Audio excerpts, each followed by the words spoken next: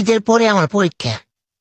এখন কি পরীক্ষা নিয়ে চিন্তা করবো, নাকি ঈদের আনন্দের বাতাস গায়ে লাগামো?